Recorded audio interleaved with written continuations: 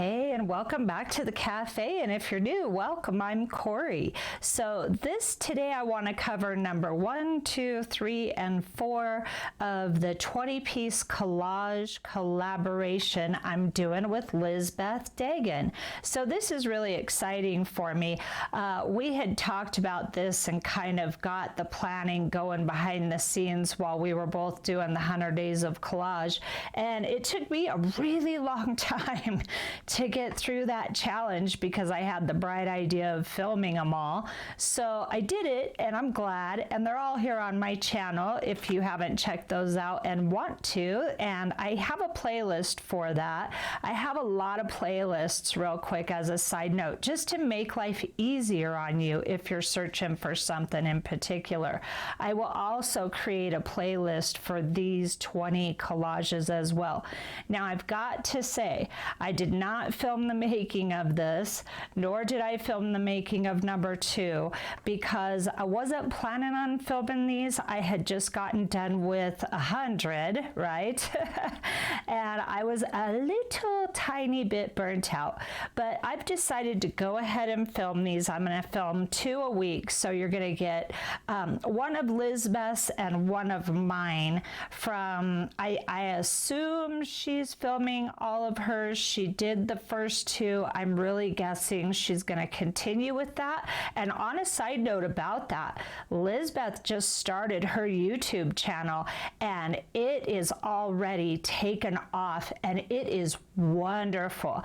I will link that below with all of her stuff, and I'll have the rules of this collage collaboration. All of those things are going to be linked below. So if you have not looked at Lisbeth's channel yet, by all means, go over and check it out. So here's number 1. Now the rules for this, which I already broke, by the way, and I'll tell you how in a minute. She picked the rules for what we did was we've got 20, and we broke them down into 4 sets of 5 collages. And she did the rules for sets 1 and 3, and I did the rules for sets 2 and 4. So her set, her 5-piece set, set 1 is 20 by 20 centimeters. So we're doing, which is 8 by 8 inches. So all of the pieces are going to be this size throughout the whole challenge or collaboration.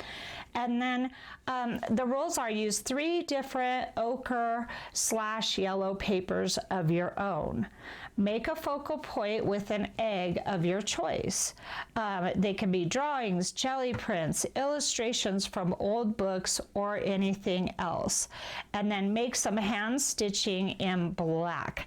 Everything with raw torn edges. Well, as you can see, I already broke the rules. I did not tear the edges on some of these, and I had put it together and went, dang it, I gotta pay attention better. So this was torn with my ruler, and the egg was torn with my ruler, so I'm gonna let myself slide on that. But for the rest of these, I'm gonna make sure to tear them. So here's number 1. I really love these, you know, and my thought process after the 100 days of collage was, I was quite burnt out. I gotta say, I was quite burnt out. And but then I went to bed the other night, and this is such a different collaboration. The rules are different. The elements are very different than what we did in 100 days of collage. So, you know, the little devil on my shoulder was like, go ahead and film these 2 because they're different. That was the reasoning, and the little devil won out. So I'm gonna film the rest. Now this is set 2. This is the one that I create. These are my rules on this one. And 8 by 8 inch, 20 by 20 centimeter, of course. And then cover entire substrate with 1 original jelly print. Add a rectangle botanical of your choice. Make all 5 a different color scheme. So this color scheme is really like gold and black and gray, like a charcoal with a little bit of autumn colors. So all of them have to be different. each one. So I can't pick this color scheme twice. You know what I'm saying? You know what I'm saying.